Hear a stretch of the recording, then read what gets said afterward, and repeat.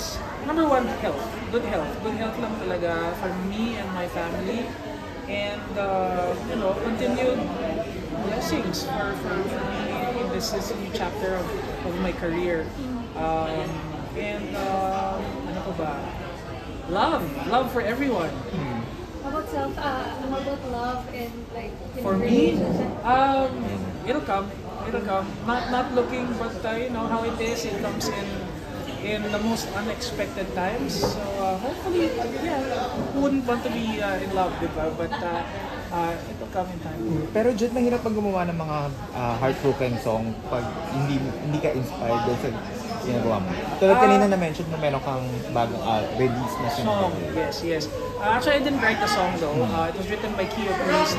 And siguro, the reason why I got attracted to the song is because of the message it speaks. Kaya siguro when writing or interpreting songs, even if it's not my own personal experience, I get to interpret it in a way na talaga mararamdaman by using past experiences, I guess, or experiences of other people na malapit sa akin. That's one thing that I really want to impart also sa mga bagong artists ngayon, na you are not just there to pakitang gilas na maganda boses mo. It's more of you are given the responsibility to tell a story. You are the storyteller, and it doesn't matter if it's your story or somebody else's story, as long as you relay the story properly and makuha talaga ng listener. That's how it's supposed to be. What's the new song? It's gonna be about being bitter. It's a fun, playful song actually. Very different kasi I can't say it's a very positive song, but positive in the sense na you know when you're angry or you're upset with somebody or something, you just wanna blurt everything out. So that's how the song is. Masasabihin mo lahat na masama ng loob mo sa song na yon.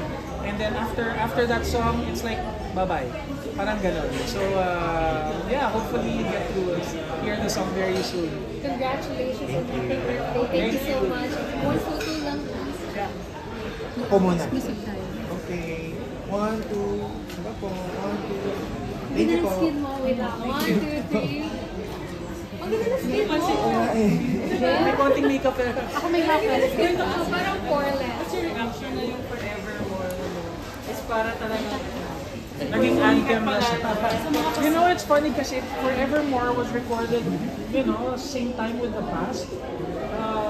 And then because of TikTok, lumabas na naman siya. And right at become an anthem of those nagsusundo na kanilang mga loved ones sa